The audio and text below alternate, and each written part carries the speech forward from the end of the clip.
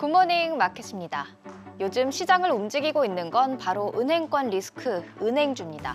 은행권 위기가 잠잠해지냐 번지냐에 따라 시장이 가고 서기를 반복하고 있는데요. 은행주가 바로 운전대를 이렇게 잡고 있는 거죠. 월요일에는 운전이 꽤 안정적이고 부드러운 편이었는데요. 주말 사이 스위스 최대 금융기관 UBS가 크레딧 스위스 CS를 인수하면서 급한 불을 꺼줬기 때문입니다. 일단 안도한 시장의 모습 굿모닝 마켓에서 확인해 보시죠. 주요 지수입니다. 다우지수가 1.2% 오르면서 32,000선 위로 올라왔고요. 나스닥과 S&P 500 지수 각각 0.4%, 0.9%가량 오름세를 보였습니다. 섹터별 움직임도 이어서 보시죠. 가장 잘 나간 섹터 에너지였습니다. 2.11% 올랐죠. 은행발 위기로 경기 침체가 더 가까워졌다는 불안감에 지난주에는 7% 하락했었는데 이날은 오름세였습니다. 금융 섹터도 1.19% 오르면서 상승에 동참을 했고요. 전장에서 나름 선방했던 정보기술 섹터가 이날은 0.23% 상승에 그치면서 상대적으로 좀 부진했습니다. 시가총액 상위 종목을 보면 부진이 한눈에 보이는데요. 애플만 1.5% 올랐고 마이크로소프트, 알파벳, 아마존 모두 내림세를 보였습니다. 아마존이 9,000명을 추가 해고한다고 밝히자 빅테크에 대한 투심이 별로 좋지 않았다는 것을 알 수가 있는데요. 그래도 엔비디아와 테슬라 상승세 이어갔고요. 메타도 오름세를 보였습니다. 다음 장 한번 같이 보실까요? 엔비디아가 0.68% 올랐고 테슬라가 1.7%, 메타도 1.12% 올랐습니다. 일부 빅테크가 부진했지만 주요 지수에 또 S&P 500 섹터별 움직임, 시총 상위 종목을 모두 고려를 해보면 그래도 나쁘지 않은 하루였죠. 하지만 이날 마이크 윌슨 모건 스탠리 최고 투자 책임자는 이번 은행권 리스크로 신용경색 위험이 더 커졌다며 시장을 긍정적으로 판단하기에는 너무 이르다고 낙관론에 좀 선을 긋는 모습이었습니다. 이번에는 시장의 중심에서 운전대를 잡고 있는 은행주 확인해 보시죠. CS를 인수하기로 한 UBS의 주가 3.3% 올랐고요. 크레딧 스위스 52.99%, 53% 가까이 폭락했습니다. 뱅크 오브 아메리카 애널리스트는 이번 인수가 비용 측면에서 시너지 효과를 낼 수 있을 것이라며 UBS의 장기적으로 호재라고 분석했습니다. 그러면서 UBS 투자 의견을 중립에서 매수로 상향 조정했는데요. 목표 주가로 24달러 81센트를 제시했습니다. 이날 UBS의 주가가 18달러 80센트에 마감을 했으니까 종가 기준 약 32%의 추가 상승이 가능하다는 분석입니다. CS발 위기가 줄어들자 실리콘밸리 은행, SVB 사태 이후 큰 하방 압력을 받았던 지역 은행주 월요일장에서 반등에 성공을 했습니다. 팩웨스트 뱅코프와 퍼스트 시티즌즈 모두 10% 이상씩 올랐고요. 뱅크 유나이티드도 4.8% 강세였습니다.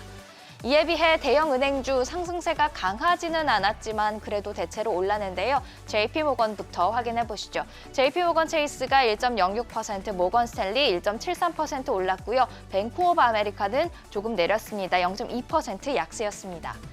한 전문가의 말을 빌려오자면 사람들이 2008년이 재현되는 건 아닌가 하는 과도한 공포를 느꼈고요. 이에 따라 과도하게 하락한 종목을 저점 매수했기 때문에 은행주가 일부 반등세를 보인 것으로 풀이가 되는데요. 은행주 투자자가 돌아왔다고 해서 은행권 위기가 종료된 건 또 아닙니다. 아직 긴장감이 남아있죠. 퍼스트 리퍼블릭 은행 주가입니다. 47.11% 또 폭락을 했습니다. 금요일장에 이어서 계속해서 폭락세를 이어가고 있죠.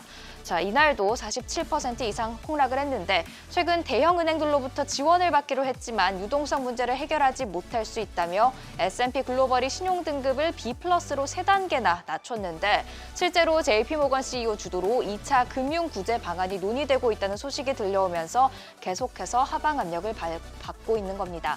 시장이 언제든지 급 브레이크를 밟을 수 있다는 것을 퍼스트 리퍼블릭 은행을 보면서 염두하셔야겠습니다.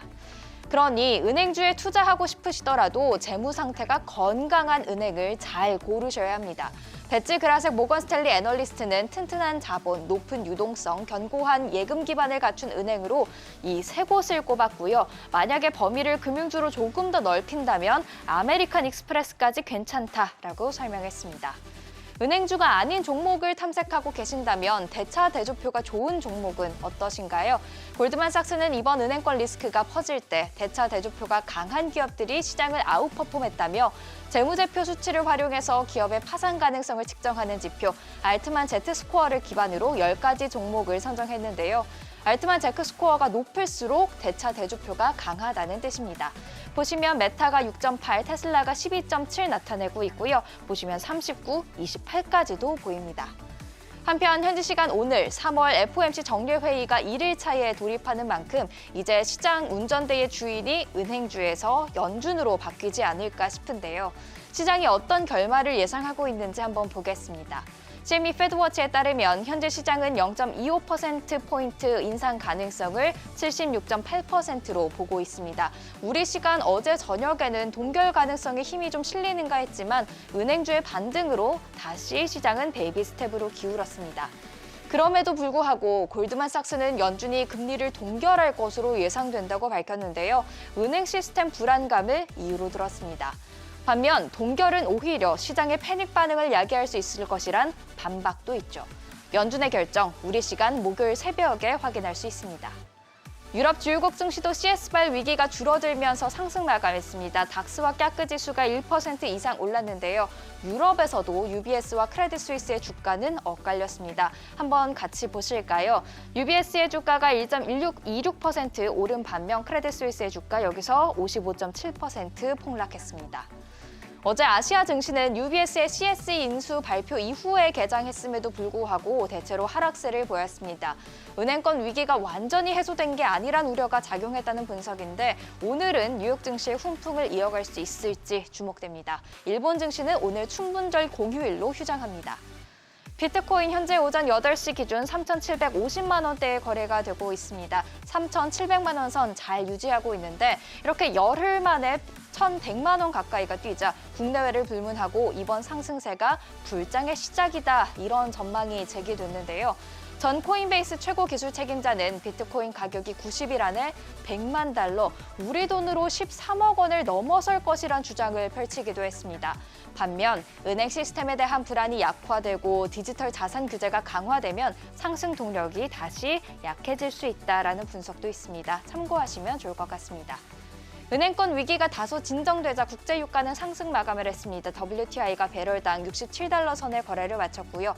금값, 현지 시간 20일 장중에 한때 온스당 2,000달러를 돌파했다가 다시 1,980달러대로 내려왔는데요. 은행 신뢰도가 하락하면서 투자자들이 금을 찾고 있는 모습 보이고 있습니다. 반면 국채 가격 하락으로 국채 금리는 다시 오름세를 보이면서 10년물 국채 금리 3.483% 기록했습니다. 지금까지 굿모닝 마켓이었습니다.